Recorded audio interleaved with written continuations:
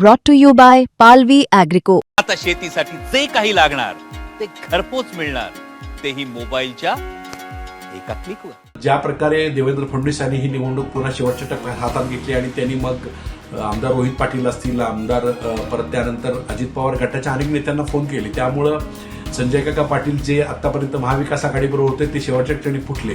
गोपीचंद पडळकर यांच्या स्थानिक वादातून ह्या गोष्टी घडल्या आणि सुहास बाबर यांनी प्रयत्न करून सुद्धा हे दोन सदस्य गैरहजर राहिलेले होते। मुख्यमंत्र्यांनी शिवसेनेचे सुहास बाबर असतील आणि महाविकास आघाडीच्या अजित पवारांच्या नेत्यांना सुद्धा सुनेत्रा पवार उपमुख्यमंत्री असतील किंवा सुनील तटकरे यांनी जो प्रेशर आणलं गोपीचंद पडळकर यांच्यावर होते, त्यामुळे गोपीचंद पडळकर यांना कोणत्याही परिस्थितीत मदत करायचं नाही अशा प्रकारचा निर्णय तिथल्या आठवडीच्या सदस्यांनी घेतलेला होता। भाजपचा करेक्ट कार्यक्रम करून भाजपला धोबीपछाड देण्यामध्ये मात्र जयंत पाटील आणि विशुद्ध कदम यशस्वी झालेत असं म्हणता येईल। सांगली जिल्हा परिषद अध्यक्षपद आणि उपाध्यक्षपदाची निवडणूक नुकतीच झालेली आहे आणि पश्चिम महाराष्ट्रामध्ये भाजप आणि महायुतीला मोठा धक्का या ठिकाणी बसलेला आहे। म्हणजे पालकमंत्री चंद्रकांत पाटील यांनी असं सांगितलेलं होतं की सांगली जिल्हा परिषदेवर भाजपचाच अध्यक्ष होईल किंवा महायुतीचा अध्यक्ष होईल असं त्यांनी म्हटलेलं होतं, पण प्रत्यक्षात मात्र इथं सांगली जिल्ह्यामध्ये आमदार जयंत पाटील आणि आमदार विश्वजित कदम यांनी मात्र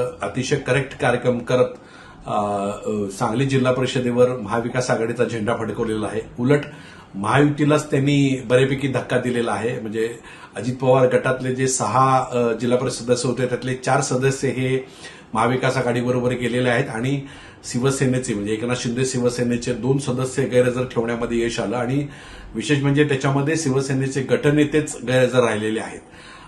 तर हा चमत्कार नेमका कसा घडला असा प्रश्न संपूर्ण महाराष्ट्राला पडलेला आहे। म्हणजे इतर वेळेला भाजप हा सामदाम दंडभेद वापरण्यामध्ये अतिशय वाकबगार आहे आणि अनेक सगळ्या नेत्यांना वेगवेगळ्या प्रकारचे आमिष असेल किंवा काही प्रकारचे आमिष दहशत दाखवून सुद्धा बऱ्यापैकी सत्ता स्थापन करण्यामध्ये भाजपचा हातखंडा आहे। त्यामुळं सांगलीमध्ये 61 जिल्हा परिषदेमध्ये जागा होत्या आणि 61 जिल्हा परिषद जागेमध्ये महायुतीला 31 संख्याबळ होतं आणि महाविकास आघाडीकडे 30 संख्याबळ होतं। अर्थात याच्या पूर्वीची पार्श्वभूमी आपण लक्षात घेतली तर महाविकास आघाडीबरोबर अजित पवार गट हे महाविकास आघाडीबरोबर त्यांनी अंतर्गत समझोता करून निवडणूक लढवली होती आणि शिवसेनेकडे शिंदे गटाला सुद्धा महाविकास आघाडीच्या अनेक घटकांनी मदत केलेली होती। त्यामुळे इथं भाजप स्वतंत्र आणि बाकीचे सगळे पक्ष एकत्र अशा प्रकारची परिस्थिती होती, पण भाजपला असा विश्वास होता की महायुतीचे पक्ष एकत्र येतील। त्यामुळे ज्या वेळेला निकाल लागला त्यावेळेला 61 पैकी 18 सदस्य शरद पवार गटाचे म्हणजे जयंत पाटील गट आणि रोहित पाटलांचे आले, त्यानंतर 11 सदस्य हे काँग्रेसचे आले, त्याच्यामध्ये मग विशाल पाटील आणि विश्वजित कदमांचे सदस्य होते आणि एक सदस्य उद्धव ठाकरे शिवसेनेचा निवडून आला। म्हणजे 30 संख्याबळ महाविकास आघाडीत होतं। भाजपचे मात्र अवघे 16 सदस्य निवडून आलेले होते। त्यानंतर भाजपला जनस्वराज्याचा 1 आणि सदाभाऊ खोत यांचा रयत क्रांती संघटनेचा 1 असे 2 सदस्य त्यांना मिळाले आणि शिवसेनेचे 7 सदस्य निवडून आलेले होते। त्याच्यामध्ये खानापूर आटपाडीमध्ये सुहास बाबर यांच्या नेतृत्वाखाली आणि 1 वाड्यामध्ये सदस्य असे 7 सदस्य निवडून आलेले होते। त्यामुळं महाविकास आघाडी सत्ता करेल अशी परिस्थिती सगळ्यांना वाटत होती, पण ऐन वेळेला महायुतीच्या बाजूने प्रचंड दडपण या ठिकाणी आलं। म्हणजे मुख्यमंत्र्यांनी शिवसेनेचे सुहास बाबर असतील आणि महाविकास आघाडीच्या अजित पवारांच्या नेत्यांना सुद्धा सुनेत्रा पवार उपमुख्यमंत्री असतील किंवा सुनील तटकरे यांनी जो प्रेशर आणलं, त्यामुळे नेमकी कोणाची सत्ता इथं होणार अशी परिस्थिती होती। पण आमदार जयंत पाटील आणि आमदार विश्वजित कदम आणि विशाल पाटील या तिघांच्या नेत्या ह्या नेतृत्वानं मिळून सांगलीमध्ये चमत्कार घडवून दाखवलेला आणि याच्यामध्ये पहिल्यांदाच जवळजवळ महाविकास आघाडीचे 30 जण आणि अजित पवार गटाचे 6 जण अशा प्रकारचे लोक त्यांनी एका ठिकाणी सहलीसाठी नेले। पण ज्या प्रकारे देवेंद्र फडणवीस यांनी ही निवडणूक पुन्हा शेवटच्या टप्प्यात हातात घेतली आणि त्यांनी मग आमदार रोहित पाटील असतील, आमदार परत त्यानंतर अजित पवार गटाच्या अनेक नेत्यांना फोन केले, त्यामुळं संजय काका पाटील जे आतापर्यंत महाविकास आघाडीबरोबर होते ते शेवटच्या क्षणी फुटले। त्यामुळे त्यांचे 2 सदस्य हे पुन्हा महाविकास आघाडीतनं बाजूला गेले।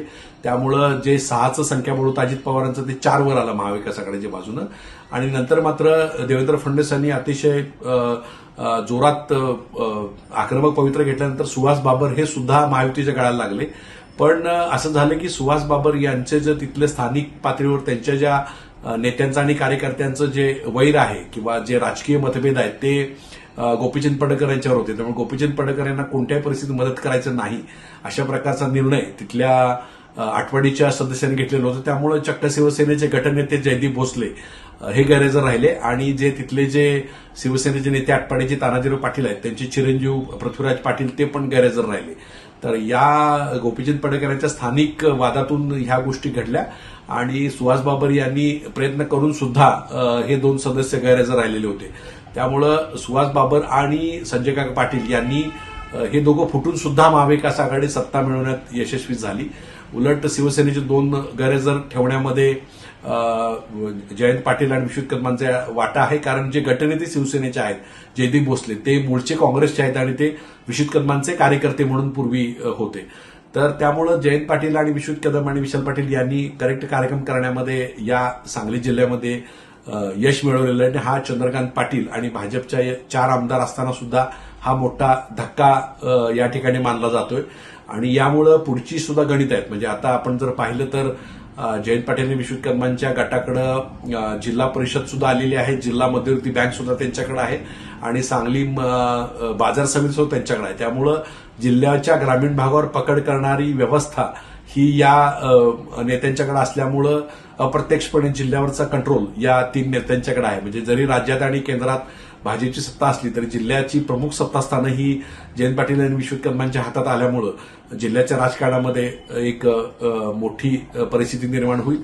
आपण जर पाहिलं तर जिल्हा परिषद अध्यक्ष म्हणून संगीता पाटील ह्या निवडून आलेल्या की ज्या देवराज पाटील आणि जयंत पाटील यांच्या भगिनी आहेत आणि ज्या जिल्हा परिषदेचे उपाध्यक्ष म्हणून ऋषिकेशला निवडून आले ते विश्वजित कदमांचे भाचे आहेत. त्यामुळं जयंत पाटील आणि विश्वजित कदमांच्या घरातलेच व्यक्ती या जिल्हा परिषद अध्यक्ष आणि उपाध्यक्ष निवडून आलेले आहेत. आता सभापती निवडीमध्ये सुद्धा अजित पवार गटाला आणि इतर गटांना सामावून घेतलं जाईल.